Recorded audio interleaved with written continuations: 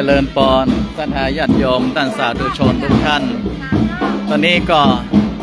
มีการแห่นาคเนาะในการบรรพชาอุปสมบทที่ได้ประกาศประชาสัมพันธ์ไป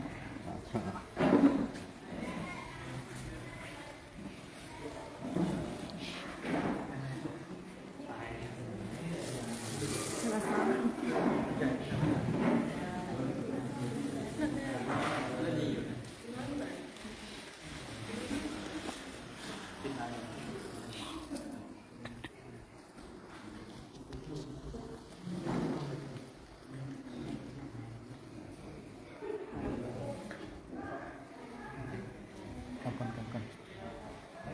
ายกับวันนี้ด้วย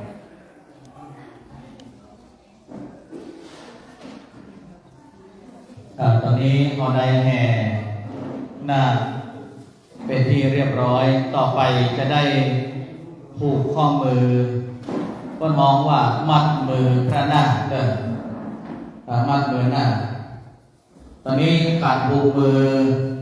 ในการแปลงแล้วก็ห่วงกินห่วงตาโดยอัครวุฒิสุกันโภเนาะซึ่งก็รู้จักมักคุ้นกับนาคเป็นอย่างดีเพื่อได้แบ่งการผูกมือมาหอมเด้อดังนั้นใครมีการมีงานบวชลูกบวชหลานแต่งงานใครก็ได้การผูกมืออย่างนี้ก่อนที่ต่ออัครวุฒิใครก็ได้ซุ้มจักราคงจักราก่อนที่ต่อได้เริ่ม3,500คงจักราทั้งชุดเนี่ยนะตึงซุ้มตึงครัวทั้งหมด3,500 บาทอัครวุฒินี่เป็นแปลงเมื่อแล้วก็แปลงแล้วก็ตามเลยเนอะมันมีการเก็บหัวปิ๊กเนอะเนาะไปติดต่อได้ต่อไปก็จะได้ผูกข้อมือพระนาคเนาะในฟองกำวัดได้ในมณฑลจำวัดศรีอะไรป้อนครับนี่มาก่อนลงกับป้ามาแล้วก็แขกผู้ใหญ่กับเรียงกันมาเลยเนอะมามัดมือไฟมันมือไม่ให้อะไรอย่างตีมือไม่ได้ไฟมันมือไม่ในสลุงเนอะไม่ในสลุงไฟมันมือไม่สลุงมัดเป็นสองนะมัดเป็นสองเอาจอมมาเลยจอมไม่กันมัดเป็นกู้เลยมัดเป็นพูดมันคนละเส้นแล้วก็มัดเองครับ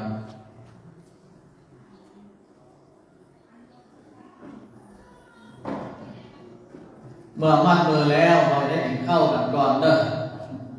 ถ้ามัดมือแล้วจะได้กินข้าวกันก่อนในพระองค์ว่ามัดมือพระนาค